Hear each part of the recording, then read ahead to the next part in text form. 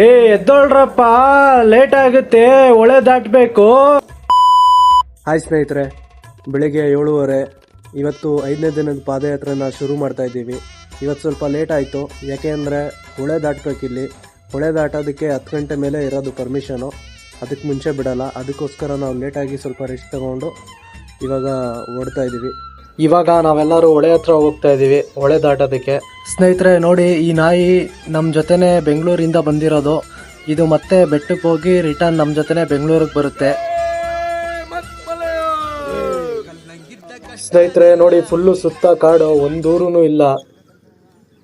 ಮೊದಲು ನಮ್ಮ ಗುರು ಅಯ್ಯಪ್ಪಣ್ಣ ಅವರು ದೇವ್ರನ್ನ ಹಿಡ್ಕೊಂಡು ಹೊಳೆ ದಾಟಿದ್ರು. ಆಮೇಲೆ ತೆಪ್ಪ ವಾಪಸ್ ಬರೋವರೆಗೂ ನಾವು ಕಾಯ್ತಾ ಇದ್ವಿ.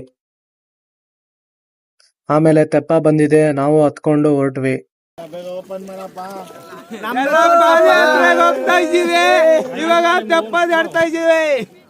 ಸ್ನೇಹಿತರೆ ನಿಂತ್ಕೊಳಕ್ಕೆ ಆಗ್ತಾ ಇಲ್ಲ, ತೆಪ್ಪ ಎಲ್ಲ ಫುಲ್ಲು ದಡ್ಕ ಬಡ್ಕ ಅಂತ ಅಲ್ಲಾಡ್ತೈತೆ. ಬಿದ್ದೋಗ್ತೀನಿ ಅಂತ ಭಯ ಆಗ್ತೈತೆ, ಬೇರೆ ಯಾರು ಹಿಡ್ಕಂತಾನೆ ಇಲ್ಲ. ಅಬ್ಬಾ, ಕೊನೆಗೂ ಸೇಫ್ ಆಗಿ ದಡ ಸೇರ್ಕೊಂಡ್ಬಿಟ್ವಿ. ಅಷ್ಟರಲ್ಲಿ ದೇವ್ರನ್ನ ಹೊಳೆ ಮಧ್ಯ ಇಟ್ಟು ಪೂಜೆಗೆ ರೆಡಿ ಮಾಡ್ಕೊಂಡಿದ್ರು. ಇನ್ನೇನು ಪೂಜೆ ಮುಗ್ದಿದ್ದೆ, ಪಾದಯಾತ್ರೆಗೆ ಎಲ್ಲರೂ ಹೊರಡ್ತೀವಿ. ನೋಡಿ, ಪೂಜೆ ನಡೀತಾ ಇದೆ.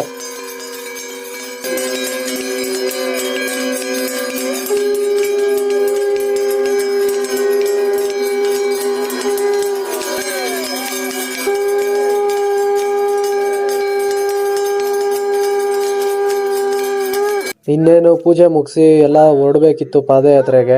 ಆದರೆ ನಾಯಿನ ಮರ್ತ್ಬಿಟ್ಟು ಅಲ್ಲೇ ಬಿಟ್ಬಿಟ್ಟು ಬಂದ್ಬಿಟ್ಟಿದ್ವಿ. ಅದಕ್ಕೆ ಮತ್ತೆ ಹೋಗಿ ಕರ್ಕೊಬಂದ್ವಿ. ಮುಂದಿನ ವಿಷಯ ಪಾರ್ಟ್ 2 ಅಲ್ಲಿ ಹೇಳ್ತೀನಿ. ಇದೇ ಥರ ವಿಡಿಯೋಗಳಿಗೆ ಲೈಕ್ ಮಾಡಿ, ಫಾಲೋ ಮಾಡಿ, ಶೇರ್ ಮಾಡಿ.